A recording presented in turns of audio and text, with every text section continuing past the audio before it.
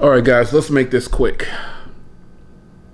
Treat this video as just a discussion and rumor mill.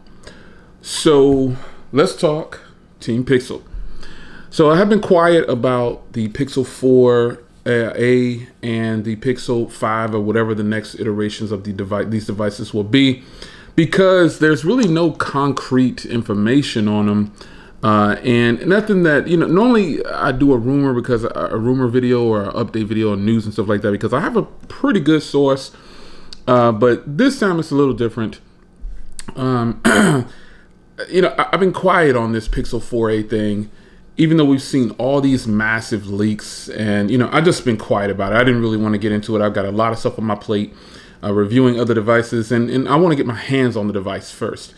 So with that being said, I couldn't sit quiet on this. I couldn't keep quiet on it because I think it's exciting for the quote unquote smartphone flagship world, or just the phones that cost a little bit more than the average phone that a lot of people might decide to purchase. But with that being said, what if the Pixel 4a costs $350 and it's got either a 64 or 128 gigs of storage? What if it costs $399 with 128 gigs of storage? But this is Google we're talking about. They are the camera kings, as far as I can see it. They take their phones take the best photos. And now coming up, there's lots of rumors. There's people doing things like using Filmic Pro to get 4K at 60. But nonetheless, I think Google is going to definitely implement 4K 60 with their next iteration of a Google device. I'm hopeful. But what if the Pixel 4a costs $350 or $399? What if the next version of Google's flagship device costs like $699 and $799? That is going to do more than just shake up the industry when it comes to a flagship device. What that does is it shines the light on even Motorola, man, even OnePlus. Because the only thing that I dislike about my OnePlus device are the cameras, man. That has got to be the worst part of that phone. Indoors, it just doesn't do well. Outdoors, it does a fairly good job, but it's still not the strong suit of a OnePlus device, in my opinion, because I use one every day. But I will say that if Google decides to bring these devices to the market and they're starting the price at $399 or $349 for the smaller variant, and then $699 for the Google Pixel 5, if that's just what it's going to be called, what do we do now? Because you've got a lot of phones out there, like the Pocophone F2 Pro. It's a spec giant. But is it a good phone? You know what I mean? Like, how are we going to determine whether or not it's going to be a good phone or not? And we're going to have to use it.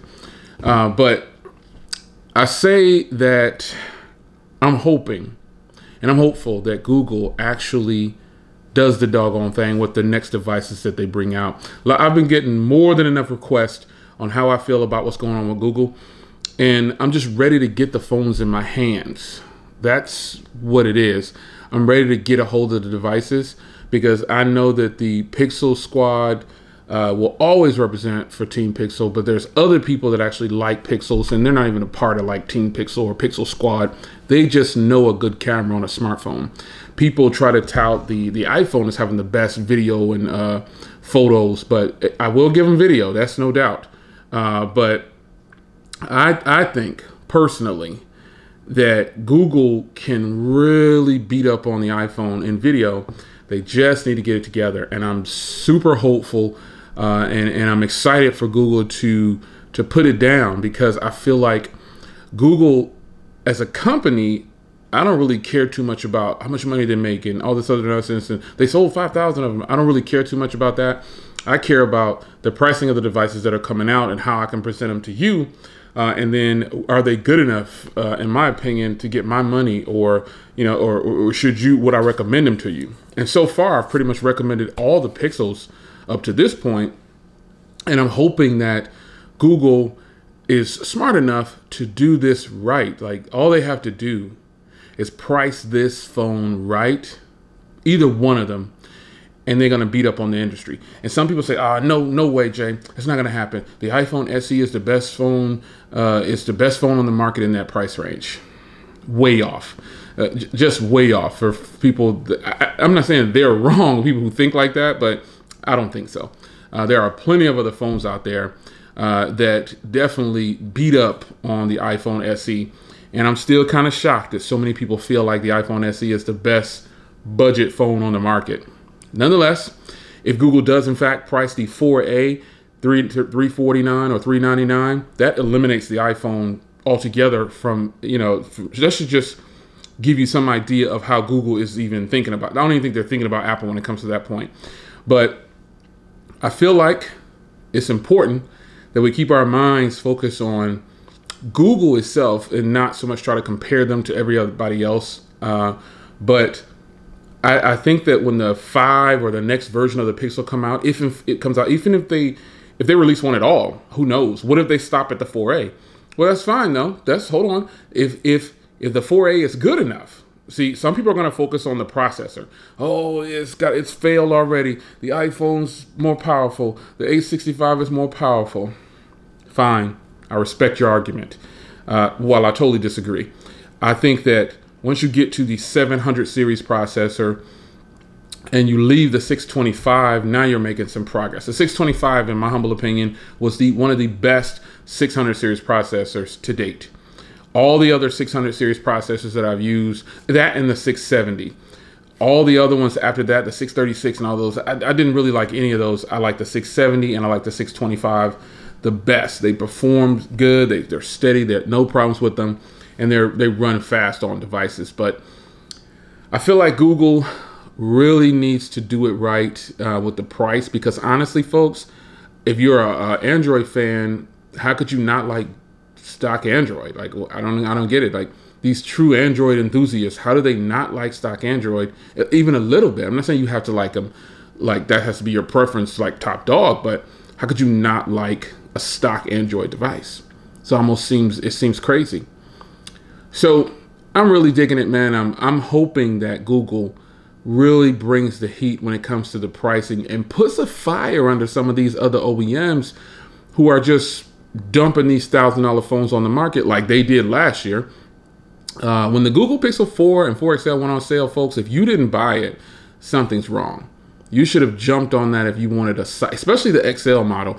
You really should have jumped on that phone if you wanted something great that could last you for a long time. And so when the new Pixels come out, I think we're going to see something great all over again. I just think it's going to cost less. So quick rumor mill for you, discussion video. Yeah, I'm excited about it. I'm a Team Pixel, man. I love the Pixel devices. So I'm hopeful for Google, and I don't care about a pandemic and all that other stuff.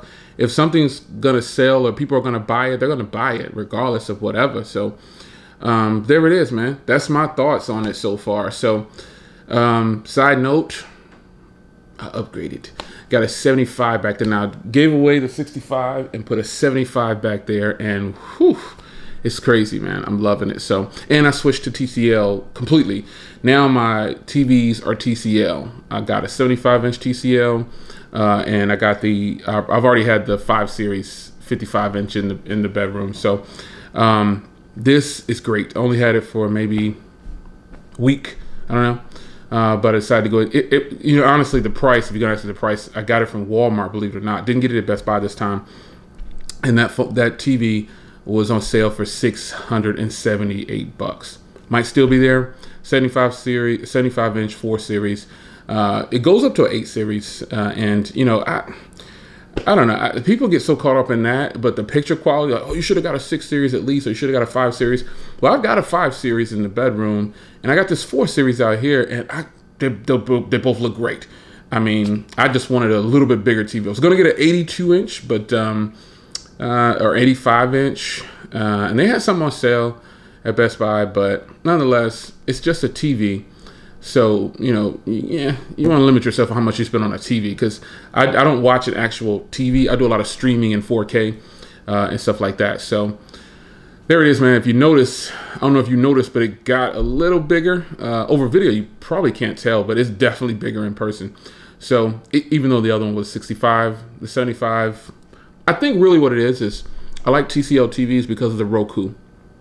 I like having Apple TV out here because I don't have a physical Apple TV box, but I've always had it on the other TCL TV that I bought a while back, a year back or whatever. I don't know when I bought it, a year and a half. But I loved having Apple TV on the TV itself without using the box. And that is where that comes in. That, just the Roku and have all the nice apps right on there. I'm loving it. So that's a bit of news for you guys, man. Pixel, Team Pixel, and Team Pixel, and my new TV. So I'll see you guys in the next video. Maybe I'll review my TVs one day. I mean, I'm not really doing anything, so I might as well review my TVs. This 75 inches boss though. Again, I told you where I got it from. Walmart. They're selling out everywhere, I guess. Best Buy sold out already, and Walmart had it for even less than Best Buy. So $678 for a 75-inch TCL TV is fantastic. So I'll see you guys in the next video. Hope you guys enjoyed. Quick vlog, and we're out of here.